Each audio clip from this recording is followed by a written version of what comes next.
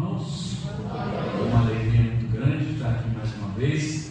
Estivemos na quinta-feira, na sexta e agora no sábado. Nós tivemos os 2 primeiros dias, quinta e sexta, falando sobre a Visão Mundial, a organização que eu trabalho. O Serginho está aqui também e é o nosso representante aqui em Campos. E quem sabe no final nós podemos falar um pouquinho mais sobre a Visão Mundial. Mas hoje nós estamos aqui para celebrar o aniversário da igreja e eu queria compartilhar com os irmãos alguns textos bíblicos e quero compartilhar hoje à noite uma mensagem que é mais um testemunho do que realmente uma mensagem, uma exposição de um texto específico bíblico. E esse testemunho que eu darei aos irmãos, parte dele, na verdade, eu estou falando parte do que está escrito num livrinho pequeno, também está à venda ali, nas melhores livrarias ali atrás. Você também pode adquirir. Eu vou falar um pouquinho daquilo que está escrito ali, que na verdade é mesmo um testemunho devocional daquilo que Deus me falou há um tempo atrás, daquilo que foi construído no meu coração, e eu quero compartilhar com os irmãos. Em 2013, na verdade, aí na mudança de 2012 para 2013, eu e minha esposa, a Natália, que não pôde vir, está lá no Rio de Janeiro, nós começamos a alimentar dentro do nosso coração um desejo de morar fora do país. Nós queríamos fazer uma experiência ainda jovens, sem filhos, e queríamos então viver uma experiência fora do país. E assim a gente tentou, ficamos o ano inteiro com isso dentro do nosso coração, oramos, as portas se abriram e muita coisa aconteceu durante o ano inteiro. E nós fomos construindo e fomos acreditando de que essa era a vontade de Deus. E pagamos um curso lá, demos entrada no visto, arrumamos as coisas no nosso apartamento aqui, o dinheiro apareceu de uma forma muito incrível, e essa certeza de que isso era a vontade de Deus foi crescendo no nosso coração, até que nós demos entrada então no visto, esperamos ansiosamente durante 3 meses a resposta do visto. E depois desses 3 meses, já no final do ano, faltando aí, quem sabe, 1 mês, 2 meses para a nossa partida, chega o visto, a resposta do visto negativa para nós. E aquilo que todo mundo dizia que seria a parte mais fácil, foi realmente o que deu errado. E as coisas que todo mundo considerava muito difícil, que era o dinheiro para ir, a escola aceitar a gente lá, e tudo isso, Deus abriu as portas, mas fechou essa que seria a mais fácil. Nós ficamos sem entender o que Deus estava querendo construir no nosso coração naquela época. Realmente não aconteceu essa viagem, mas Deus tinha preparado para nós uma viagem muito mais profunda, uma viagem para dentro da gente mesmo, uma viagem de autoconhecimento, uma viagem que mas certamente foi muito mais interessante, mais edificante do que qualquer outra viagem que a gente poderia ter feito. E eu quero compartilhar um pouquinho dessa viagem, dessa transformação que a gente viveu. E eu quero fazer isso a partir da história, da minha própria história. Essa igreja faz parte da minha história. Eu, quando era pequeno, faz parte da história da minha família, na verdade, né? Mas quando eu era pequeno, meu pai era pastor de uma igreja lá em Recife. E a igreja era muito grande. Pode voltar depois a gente mostra essa foto aí, calma aí. Uma igreja muito grande lá em Recife, a Igreja Presbiteriana das Graças. E era uma igreja muito bonita na cidade, muita gente ia casar lá, porque mesmo quem não era membro da igreja queria usar o templo. E era muito comum ter casamento lá na nossa igreja, lá em Recife. Meu pai, como era o pastor, ele sempre estava lá presente, fazendo os casamentos, e eu gostava muito do casamento. Só que, assim, eu não gostava muito da cerimônia. Criança pequena, não entendia nada do que estava acontecendo ali. Eu gostava mesmo, era durante a cerimônia, ir lá embaixo no pátio onde a festa acontecia. E chegava lá naquele pátio antes de todo mundo, porque o pessoal ainda estava na cerimônia, eu já estava lá onde era a festa. E eu ia entrando na cozinha da igreja lá, onde o buffet contratado estava lá trabalhando, e eu entrando lá no meio daqueles funcionários ali, e todo mundo dizia: ei menino, você não pode entrar aqui não. E aí eu e um grande amigo, a gente virava para eles e dizia assim: você não sabe quem eu sou? Eu sou filho do reverendo Eber. Eu sou filho do pastor dessa igreja. E o meu amigo, logo em seguida, remendava assim: e eu sou filho do vice-presidente do conselho. E assim a gente bebia uma Coca-Cola, comia uma coxinha antes de todo mundo. Isso mostra que estar numa família como essa que eu tenho, é uma brincadeira de criança, mas tem os seus privilégios. Tem os seus privilégios de estar com gente de Deus, gente consagrada, de ter uma criação diferenciada nesse sentido também. Mas ao mesmo tempo eu lembro de outros tipos de situação que me trazem não privilégio, mas trazem um certo temor dentro disso. Lembro-me do meu primeiro dia no seminário. Fiz o mesmo seminário que meu irmão, seminário presbiteriano Ashbel Green Simonton, lá no Meier, no Rio de Janeiro. Cheguei lá e o professor fez a chamada pela primeira vez, e ele foi chamando nome por nome, e ele sempre dava uma parada para ver quem era a pessoa, para identificar o nome da pessoa no primeiro dia de aula, tentando decorar os alunos. E então ele chamou o meu nome, Benjamin, e ele reconheceu lá o sobrenome e olhou assim para mim e disse: você é irmão do Clinton? E eu disse: sou. E aí ele disse assim: vamos ver se você vai conseguir superar o seu irmão aqui nessa casa. Aí eu não falei nada porque não tive coragem, mas deu vontade de falar assim: olha, eu não vou conseguir. Não vou conseguir. O meu irmão realmente, ele tem assim uma mente muito brilhante. Ele foi daquele estudante que não estudava nada durante o dia inteiro, mas chegava no dia seguinte, tirava 10 na prova. Eu era o contrário, né? Estudava o dia seguinte, chegava e passava raspando.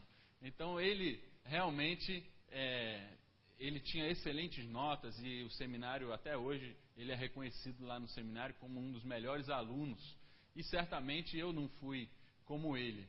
Mas essa comparação existe, e é certo que em alguns lugares que a gente vai, existe esse tipo de comparação, e eu carrego não só o privilégio de estar nessa família, mas carrego também o temor, o peso de estar nessa família.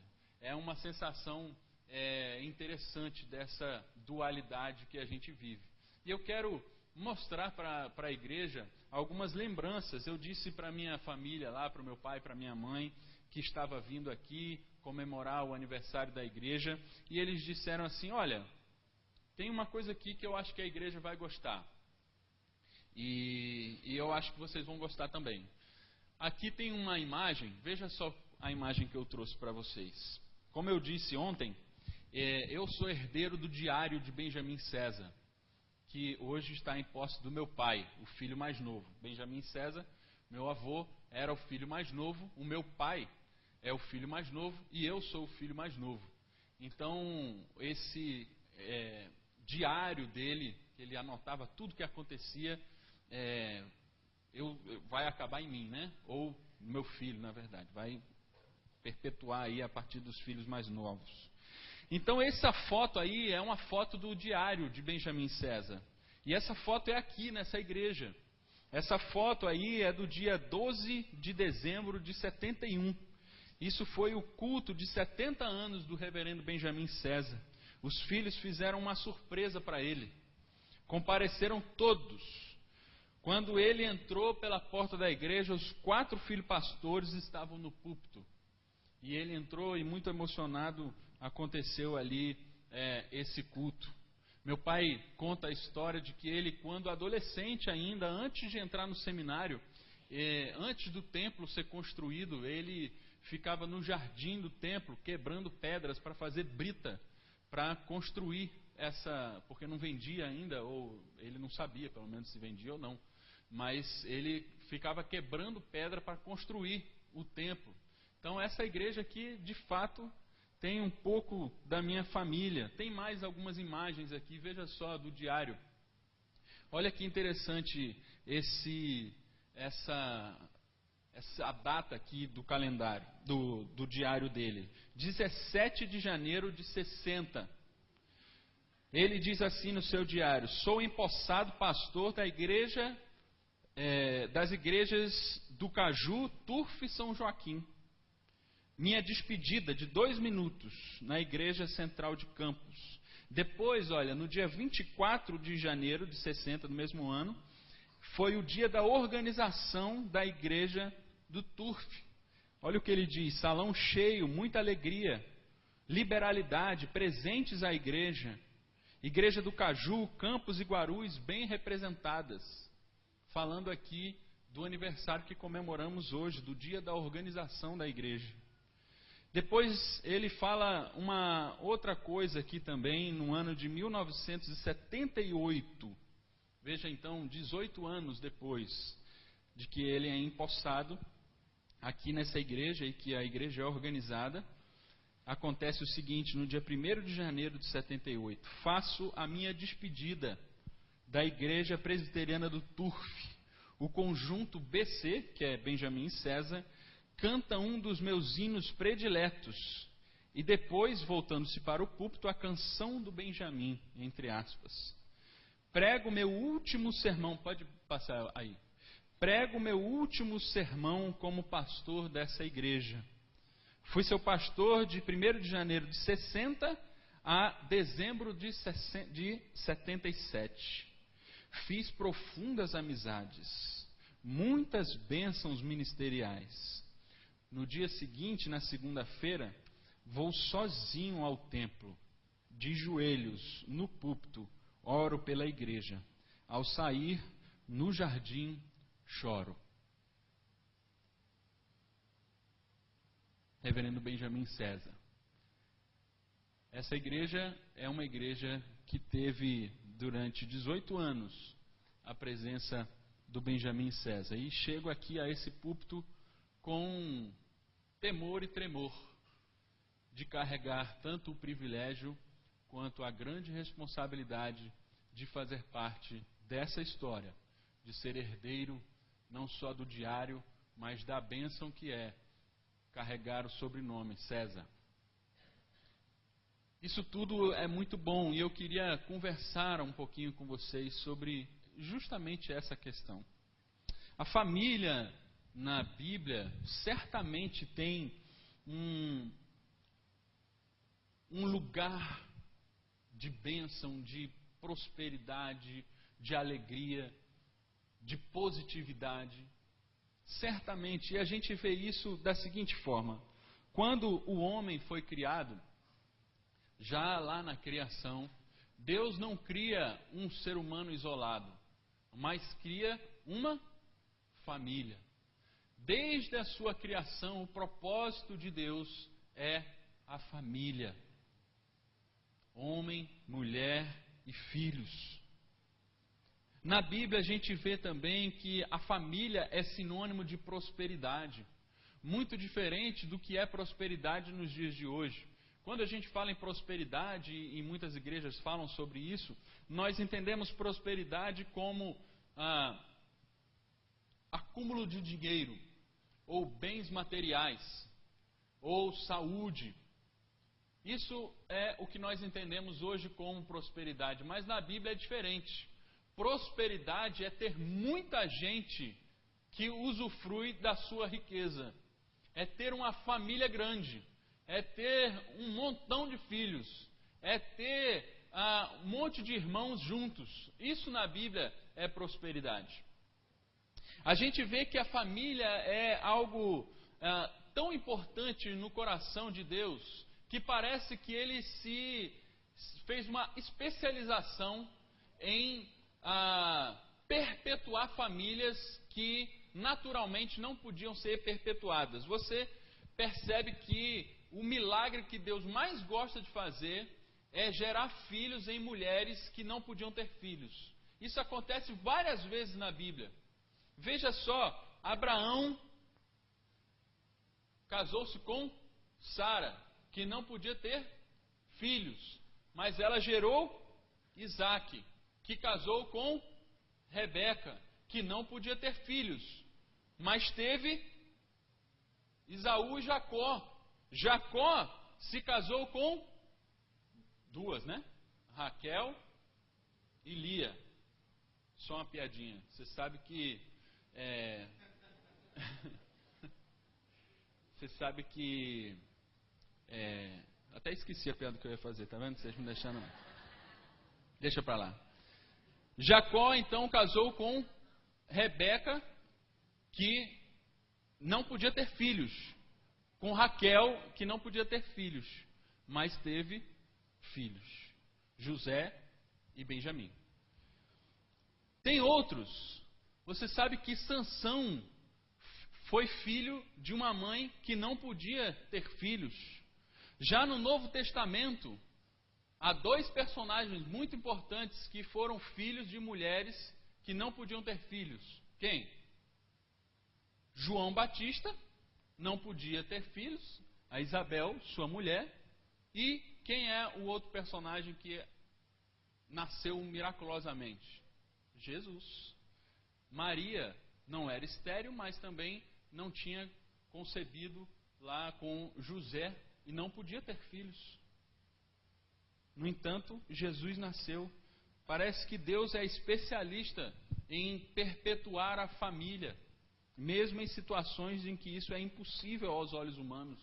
A família é algo tão importante que Paulo vai dizer lá em Efésios 2,19, que a família é o símbolo dos discípulos de Jesus, da comunidade dos discípulos de Jesus, que é chamada família de Deus. A família é símbolo da comunidade dos discípulos de Jesus. Nós aqui formamos uma família. Tal é a importância da família. No entanto, meus irmãos, não há dúvida, eu acho que você não tem essa dúvida, eu não tenho essa dúvida, de que a família é algo positivo no coração de Deus, é algo que Deus deseja, é algo que Deus abençoa, é algo que Deus quer para nós. No entanto, há um versículo na Bíblia que nos faz entender algo muito importante com relação às gerações que se seguem de família a família. Veja lá o Salmo 127, versículo 4. Eu tenho projetado aqui. Diz assim: como flecha nas mãos do guerreiro são os filhos nascidos na juventude. Acho muito interessante esse versículo, porque ele diz assim, ele compara os filhos a flechas. Os pais, então, seriam os guerreiros arqueiros, os soldados especialistas em atirar essa flecha. E é interessante porque quando um soldado, um arqueiro, de fato é bom, ele consegue atirar a sua flecha num alvo que está bem distante. Aquele arqueiro que não é tão bom assim, ele não consegue acertar o alvo distante. O alvo precisa ficar cada vez mais perto. Quanto melhor o arqueiro, mais longe ele consegue atirar a sua flecha. Ora, isso denuncia alguma coisa sobre nós a partir desse texto. O arqueiro é aquele que prepara a sua flecha, que fabrica a sua flecha, de tal forma que ela consiga ir o mais longe possível. Os filhos, então, são aqueles que precisam sair da aljava, que é aquele lugar de proteção onde as flechas são guardadas, precisa sair da aljava e precisa ser lançado para longe. Isso não é o mesmo que dizer que as famílias precisam sofrer brigas e rupturas drásticas, mas precisa dizer que em algum momento uma ruptura é necessária. E os filhos precisam sair da aljava e serem lançados pelos pais para longe, para que então se cumpra o objetivo dos filhos, da flecha. A flecha dentro da aljava não cumpre o seu objetivo. Ela só cumpre o seu objetivo quando lançado para longe. Por isso, irmãos, sem dúvida, entendemos a família como bênção. Mas a partir disso, ela só continua sendo bênção se em algum momento há uma ruptura. Uma ruptura é necessário. Um distanciamento é necessário. E é sobre esse distanciamento, essa maturidade, que eu queria conversar com você. Veja, há um médico, na verdade, sociólogo também, chamado Dan Keeley, americano, e ele desenvolveu a tese da síndrome do Peter Pan. Peter Pan, você sabe, é aquele personagem. Qual é a característica dele? Ele não quer o quê? Crescer. E ele vive na terra do nunca. Por que essa terra chama terra do nunca? Porque lá nunca se cresce. E veja só, a síndrome do Peter Pan é definida pelo Dan Keeley da seguinte forma: é o conjunto de impulsos que tem aquela pessoa que não sabe ou não pode renunciar a ser filho para começar a ser pai. Veja então, irmãos, que nós podemos estar vivendo dentro dessa síndrome de Peter Pan. Porque não queremos renunciar, ou não sabemos, ou não conseguimos renunciar a um estado de filiação para assumir um estado de paternidade. O estado de filiação é aquele que só quer ser cuidado, quer ser tratado, quer receber mimos, quer receber alguma coisa. O estado de paternidade é aquele que é maduro o suficiente para cuidar de outros, para ser lançado da sua aljava, para viver longe do seu ambiente de proteção, mas é suficientemente maduro para cuidar de outros e fazer outros filhos, para que esses outros sejam lançados e assim se perpetuem as famílias na terra. Isso não é só dentro do ambiente familiar, isso é de maneira geral, isso envolve a sua psique, as suas afeições, isso envolve a sua espiritualidade, a maneira que você é crente na igreja. Quando você se relaciona com a sua igreja, qual é a sua expectativa? É uma expectativa de filho, de apenas ser cuidado, ou de fato você vem como um pai vem cuidar dos seus filhos? Isso define o nível de sua maturidade. Se você ainda é aquele que está na aljava ou é aquele que já foi lançado para que então cumpra o seu objetivo. E aqui, meus irmãos, quando eu estou usando a palavra família, eu não estou querendo me referir simplesmente à família natural nossa, de pai, mãe, filhos, irmãos ou coisa desse tipo.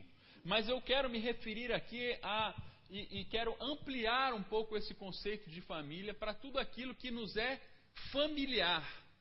Família aqui, no que eu estou querendo dizer, é o lugar conhecido, é o lugar confortável, dominado, que nós já conhecemos, seguro, largo para nós, até que um dia ele se torna estreito.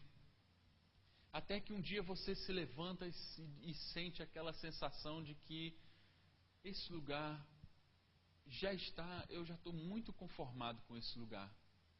Esse lugar que antes me parecia tão confortável, agora me parece estreito. Me parece que eu não me vejo mais nesse lugar. Me parece que de alguma forma eu preciso romper com aquilo que me é familiar. É sinal de maturidade chegando. Quando você começa a perceber que há um impulso dentro de você para um lugar que já não lhe é confortável, conhecido, mas para um outro lugar. Pode acontecer que uma família não é tão familiar assim. Aqueles que não convivem com pai, mãe, com os irmãos, a sua família não lhe é familiar. E pode acontecer que sim, a sua família seja esse lugar de conforto, do qual hoje você está sendo desafiado a sair do lugar de conforto. E eu quero usar para isso um texto e uma ilustração de um rabino lá do Rio de Janeiro chamado Newton Bonder. Ele fala sobre esse lugar estreito, e eu acho muito bonita essa imagem que ele utiliza para falar desse lugar estreito. Veja só, Egito, a palavra Egito, onde o povo de Deus foi escravo durante muitos anos, no original é Mitzraim. Nos lembra então o Newton Bonder. O que significa Mitzraim? Significa o lugar estreito, ou o lugar que se estreitou. Se você abrir a sua Bíblia lá em Gênesis 50, o último capítulo da Bíblia, você vai ver que esse lugar, Mitzraim, Egito, é um lugar de salvação para o povo. O último capítulo de Gênesis vai mostrar para mim e para você que o Egito é um lugar positivo, de salvação para o povo de Israel. Foi lá onde José foi feito lá o príncipe e por isso salvou a sua própria família. Veja o que diz os versículos 19 a 21. Vocês planejaram um mal contra mim, mas Deus o tornou em bem, para que hoje fosse preservada a vida de muitos. Por isso não tenham medo, eu sustentarei vocês e seus filhos. José salva a sua família. Essa família que é povo de Deus, descendência de Abraão, lugar de salvação.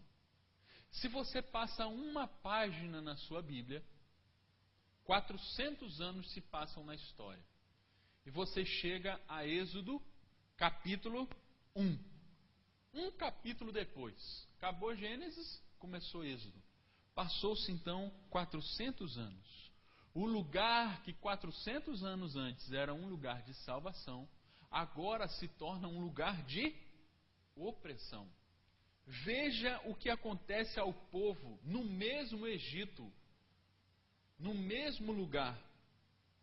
Tornaram-lhe a vida amarga, impondo-lhes a árdua tarefa de preparar barro e fazer tijolos e executar todo tipo de trabalho agrícola. Em tudo os egípcios os sujeitavam a cruel escravidão. Um capítulo depois, o lugar que era largo, o lugar que era de salvação, o lugar maravilhoso que era o Egito, agora se torna um lugar estreito de opressão. O lugar que um dia foi bom, agora é incômodo. É preciso então se deslocar, sair desse lugar, sair do Egito. Sair desse lugar é um sinal de maturidade. É preciso então desinstalação. É preciso sair do lugar que já se está acostumado a estar. Eu acho isso muito bonito porque 400 anos se passam algumas gerações. Aqueles que eram desafiados por Moisés a saírem do Egito não viram outro tipo de vida. Já nasceram naquele contexto. É o que lhes é comum. Não viram outro tipo de oportunidade de vida. Sempre foram escravos e é assim mesmo. Para que eles enxerguem que é possível algum outro tipo de vida, é preciso se desinstalar de onde está. Estar disposto a sair desse lugar. Veja que eu acho bonito a figura desse povo na praia. Moisés liberta o seu povo, há aquelas pragas, então a Páscoa, e esse povo chega então à praia do Mar Vermelho. E esse lugar é um lugar extremamente incômodo. Porque eles olham para trás e o que eles veem? Eles veem o exército egípcio vindo atrás dele com toda a força, com toda a maldade. Agora nós vamos matar eles. Se eles não vão voltar por bem, vão voltar por mal. Se eles não quiserem voltar também, a gente vai matar todo mundo. Não há esperança olhando para trás. Mas também se eles olham para frente, o que eles veem? Eles veem um mar. Um mistério danado. O mar sempre foi esse símbolo de mistério. Não há também esperança alguma para frente. Só há um mar sem barco, sem nada. O que faz um povo então na praia? Um povo que se olha para o seu passado já não se reconhece mais. Há um perigo danado. Do nosso passado só há gente querendo escravizar a gente. No nosso passado só há gente querendo matar a gente. Não há mais legitimação da nossa identidade. No passado já não me cabe mais. O meu passado já não me cabe mais. Mas e o futuro? E olhar para frente? Olhar para frente é um grande mistério. A praia é esse lugar que olhar para trás e olhar para frente dá no mesmo. A gente não consegue se ver. A vida da gente muitas vezes é assim, como esse lugar da praia. O lugar da praia é esse lugar desconhecido. É esse lugar que não nos cabe mais atrás. Nós olhamos para a nossa própria história, olhamos para aquilo que nos é familiar, aquilo que já é conhecido, o nosso passado, o nosso contexto, seja familiar, de sangue, seja religioso, seja no trabalho, seja qualquer lugar de conforto para você, aquilo que você já está acostumado na sua história, você já não consegue se ver nele. Aquilo já se tornou estreito para você. Ok, então vamos sair de lá. Vamos para onde? Na frente de nós há um mar, nós não conhecemos o futuro.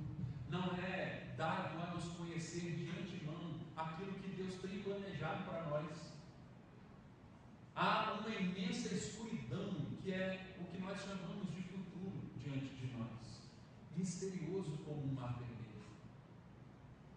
Simplesmente Deus diz assim: marche. Deus não diz fique parado aí. Deus não diz volte para o Egito. Deus diz marche. Deus diz ande para o que lhe é misterioso. Deus não diz negocie com os egípcios, negocie com o seu lugar estreito, negocie com o seu lugar de conforto. Não, ele diz saia do seu lugar de conforto e ande para um lugar que eu vou mostrar a você. Mesmo que você não consiga enxergar agora, mas marche que o mar vai se abrir. Marche que à medida que você andar no mar, o mar vai se abrindo. Nós temos a impressão de que o mar se abriu todo de uma vez, e o povo olhou lá na outra margem e assim passou. Não, o mar se abria a cada passo. O povo dava um passo, o mar se abria mais um pouco. O povo dava um passo e o mar se abria mais um pouco. A cada passo era preciso confiar no Senhor. O futuro não nos é dado a conhecer de antemão. É um grande mistério. O que nos é dado a conhecer é a ordem do Senhor. Marche, eu estarei com você. Esse lugar da praia é o lugar onde o passado já não nos cabe e o futuro não nos é conhecido. E a única palavra que temos é marche. O Newton Bonner nos diz que a Páscoa, a saída do Egito, esse lugar da praia, é como o parto. Parto e Páscoa tem muito a ver. O ser humano é esse que vive a Páscoa o tempo todo, desde o ventre da mãe. Uma criança só é concebida se estiver dentro do ventre da mãe. Não é verdade? Ali é lugar de salvação para ela. Ali é onde ela recebe o alimento. Ali é onde ela consegue se desenvolver, criar. As células se multiplicam. É ali dentro que é a salvação para ela. Se ela sair dali, ela não vive. Mas depois de 9 meses, aquele lugar que era um lugar de salvação, amplo, largo, começa a ser um lugar apertado, estreito. E para aquela criança sobreviver, ela precisa agora sair de lá. Precisa sofrer, porque é sofrido o parto. É sofrido para a mãe e é sofrido para a criança. É preciso sair de lá para que a vida continue. E assim é o nosso ciclo de vida. Vivemos como que uma gravidez de tempos em tempos. Lugares que antes eram muito confortáveis para nós, agora se tornam apertados, e há o sofrimento da partida, há o sofrimento da ruptura, há o sofrimento de sair da aljava e ser lançado para longe. Há todo esse sofrimento, mas só é possível passar e continuar vivendo se a gente passar por esse sofrimento, que é a Páscoa. Passar por esse sofrimento, que é o parto. Eu quero andar um pouco mais rápido, senão não vai dar para falar tudo que eu queria falar. O que Jesus diz sobre isso? Eu, como disse, essa é uma reflexão muito pessoal que eu fiz há um tempo atrás, um pouco da viagem que fiz para dentro de mim mesmo, analisando a minha história, o meu contexto familiar e tentando descobrir quem era o Benjamim dentro dessa família toda, qual era a minha singularidade, o que Deus tinha especificamente para mim dentro de todo esse contexto familiar. E eu olhei então para os evangelhos e fui fazer a seguinte pergunta: o que Jesus diz sobre a sua própria família? O que ele ensinou sobre família? Como ele tratava a sua própria família? E eu cheguei a alguns versículos e eu fiquei espantado com aquilo que Jesus dizia. Veja o que Mateus 10, 34 a 39 nos diz: pois vim para fazer com que o homem fique contra seu pai, a filha contra sua mãe, a nora contra sua sogra. Os inimigos do homem serão os da sua própria família. Quem ama seu pai ou a sua mãe mais do que a mim, não é digno de mim.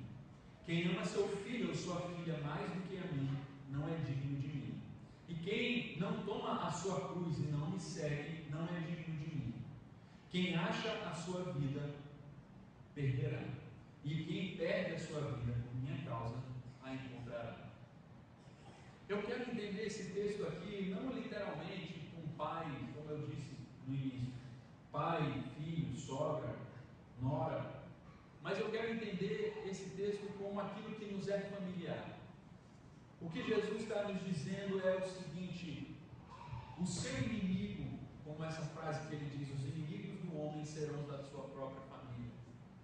O seu inimigo número 1 é você mesmo e o lugar que te é familiar. O lugar que é familiar é o seu inimigo número 1. Quando me deparei com esse texto, eu fiquei horrorizado, porque eu olhei para a minha própria família e eu posso dizer aqui para vocês, como eu posso admitir que o reverendo Benjamin César, com toda a sua história, pode ser o meu inimigo? Como eu posso dizer que o meu pai e a minha criação, a bênção que recebi, pode ser meu inimigo? Não pode ser, não. Jesus, acho que ele se confundiu aqui, não pode ser. No entanto, há uma verdade muito profunda aqui. Não é que tudo aquilo que foi construído por Benjamin César, por meu pai ou por qualquer outro da minha família não seja válido e não é uma bênção na minha vida, de fato é. Mas enquanto eu os colocar em primeiro lugar e não o próprio Deus, isso será prejudicado, isso será prejuízo à minha vida. Deus precisa estar em primeiro lugar, e Deus está para muito além daquilo que me é familiar. Deus está para muito além. O lugar da missão que Deus tem para a gente nunca é no nosso lugar de conforto, nunca é no nosso lugar familiar. Deus pede para Abraão sair da sua terra, Deus pede para nós sairmos da nossa terra, para nos levar a um outro lugar que só é possível vivenciar pela fé de marchar, enquanto nós não vemos a outra margem do rio. Como é que Jesus via os seus familiares? Quero passar adiante. Há 4 passagens no Novo Testamento de Jesus se relacionando com sua família. Eu quero comentar rapidamente, não vou ler todas elas. Quero comentar e você vai se lembrar das histórias. Aos 12 anos no templo, Jesus tem um diálogo com a sua família. Ele é esquecido no templo, então sua família volta e diz assim: Jesus, por que você não veio junto com a gente estava preocupado com você. E então ele diz assim: olha, vocês não sabem que aqui é a casa do meu pai? Jesus não tem problema, o espanto da separação com sua família é dos seus pais. Jesus aos 12 anos já não se espanta de ficar longe da sua família. O espanto vem de Maria, o espanto vem de José, mas Jesus está tranquilo. No templo não há medo de Jesus de ficar longe dos seus pais, não há nenhum receio de Jesus, porque ele foi esquecido para trás e ficou alguns dias longe dos seus pais. Isso já nos dá alguma dica de como Jesus via a sua própria família. No início do seu ministério, no seu primeiro milagre, as bodas de Caná, quando o vinho acaba, então a sua mãe vai pedir ajuda a Jesus. E diz assim: Jesus, acabou o vinho, o que a gente pode fazer? Então Jesus diz assim, uma resposta que parece que a gente, meio atravessada para a mãe. Diz assim: mulher, não é chegada a minha hora. O que Jesus quis dizer com isso? Eu imagino que ele estava dizendo assim: olha, mãe, você só consegue ver a festa. Você só está preocupada aqui com a vergonha que o nosso anfitrião vai passar se o vinho acabar. Você só está preocupada aqui com essa festinha aqui que vai acabar amanhã. Mas eu vim para um outro propósito. Eu estou preocupado com a humanidade. A minha hora ainda vai chegar. A minha visão transcende a sua visão. É superior à sua visão. O próprio Jesus diz à sua mãe, aos 30 anos de idade: mãe, eu estou enxergando além do que a senhora pode enxergar. A minha hora ainda não chegou. No auge do seu ministério, durante uma pregação, multidão dentro de casa, ouvindo Jesus, a fama de Jesus já percorria por todo lugar. Então os irmãos de Jesus, junto com sua mãe, vieram até ele, quem sabe para convencê-lo de parar de pregar, de parar de causar tumulto na cidade e levá-lo de volta para casa. Então os irmãos de Jesus e a sua mãe chegam em algum lugar ali e tentam entrar na casa, mas não conseguem porque tem muita gente. E então Jesus é avisado de que os seus irmãos e a sua mãe estão lá fora esperando por ele. Como que ele responde? Ele pergunta assim: quem são os meus irmãos e a minha mãe e o meu pai?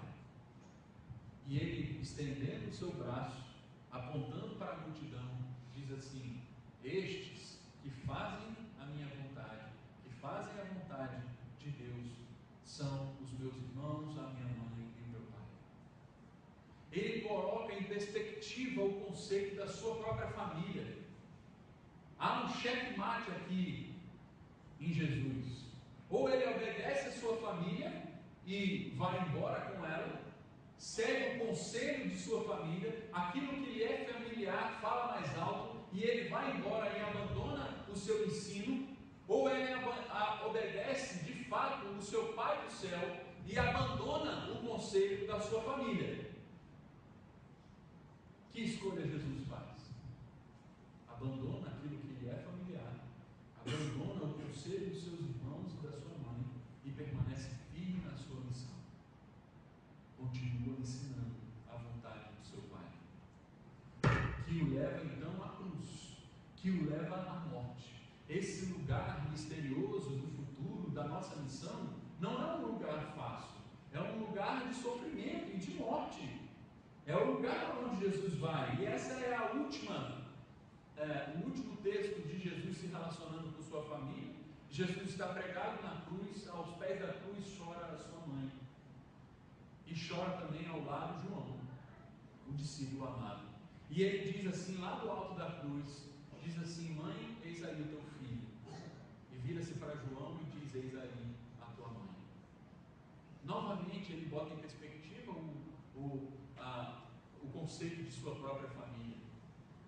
Porque ele não dá a missão de cuidar da sua mãe para os seus próprios irmãos, mas ele dá ao discípulo, a Jesus, a João. João agora é família, assim como todos os outros irmãos. João cuida de Maria, e assim todos nós, família de Deus, cuidamos uns dos outros.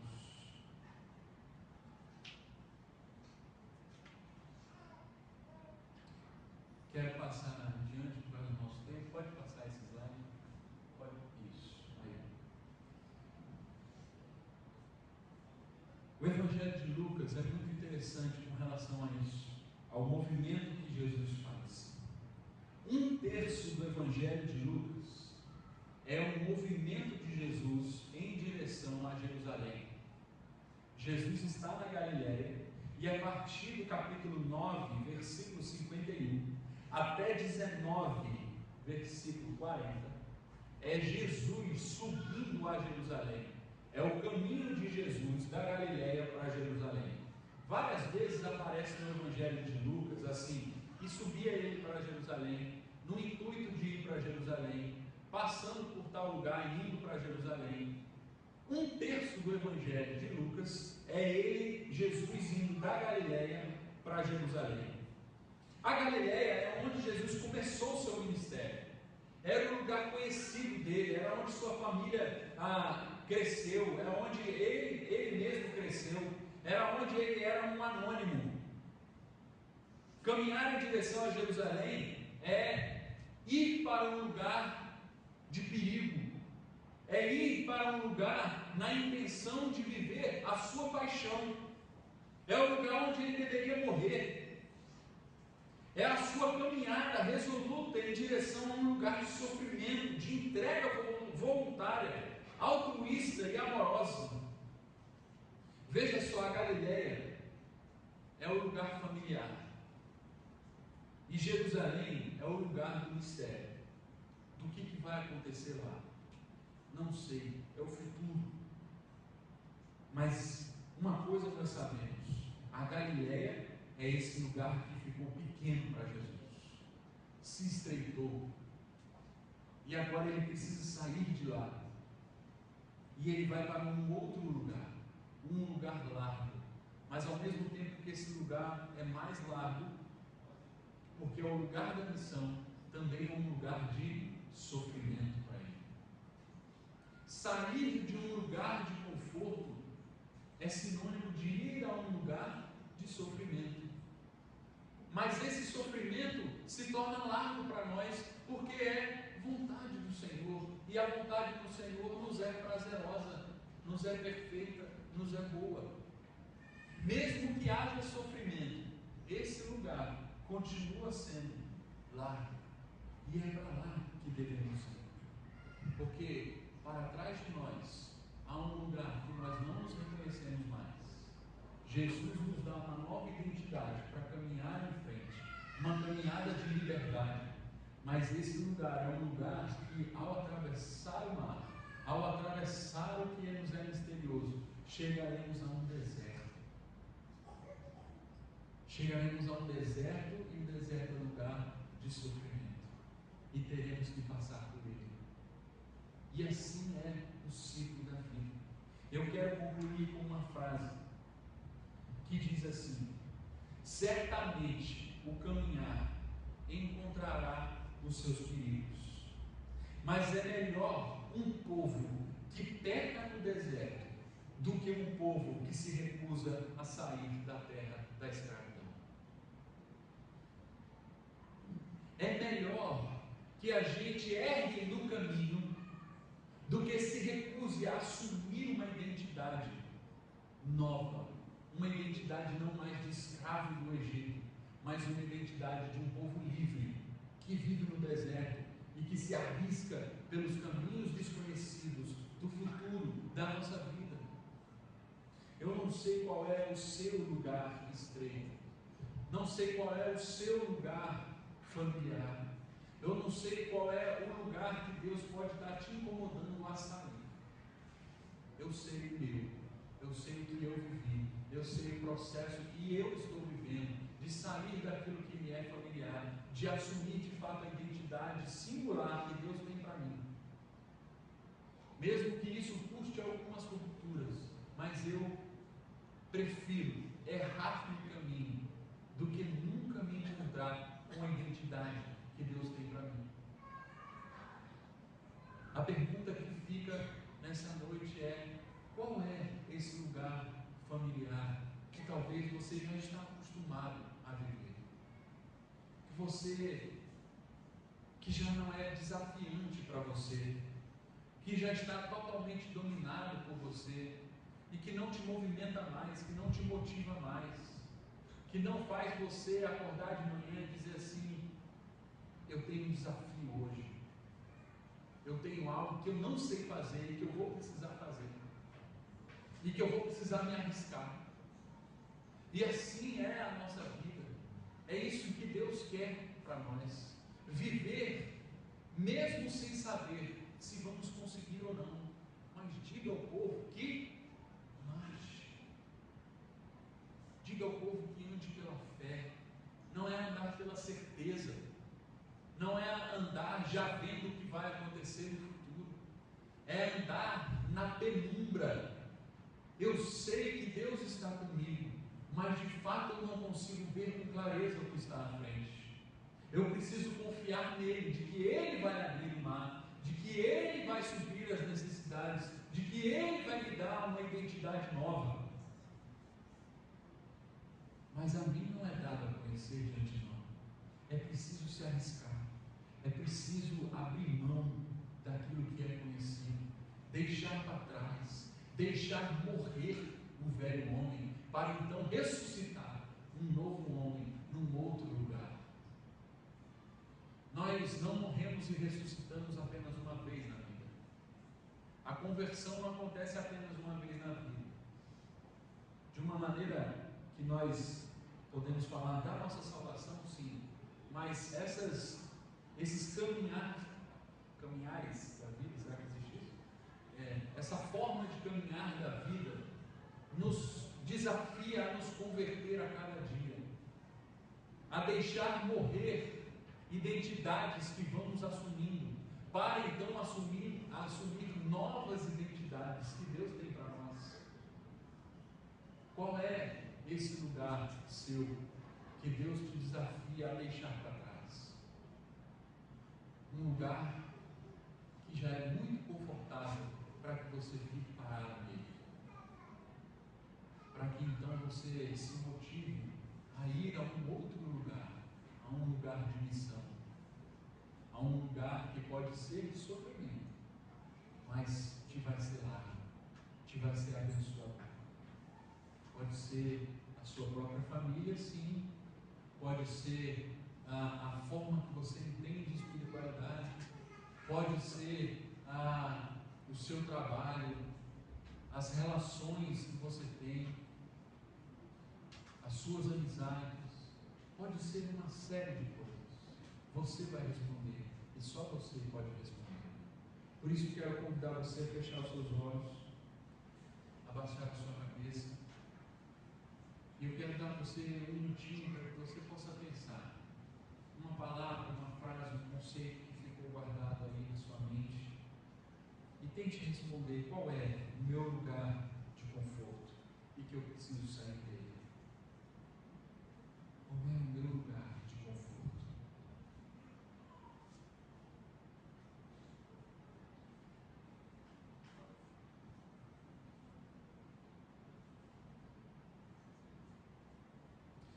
Jesus querido, a Tua palavra nos desafia a cada dia. Nos desafia a assumir uma nova identidade. Nos desafia a não nos acomodar no nosso lugar de conforto. Mas obrigado pelo Espírito Santo que faz com que esse lugar se torne estreito, incômodo para nós. Nos ajuda a vivenciar um parto, uma Páscoa, uma saída do Egito. Caminha conosco, Senhor, abrindo o mar misterioso à nossa frente. Coloque em nosso coração a fé necessária para caminhar, a confiança que nós precisamos para dar a cada passo. Jesus querido, vem com Teu Espírito Santo fazer aquilo que nós não podemos fazer, que é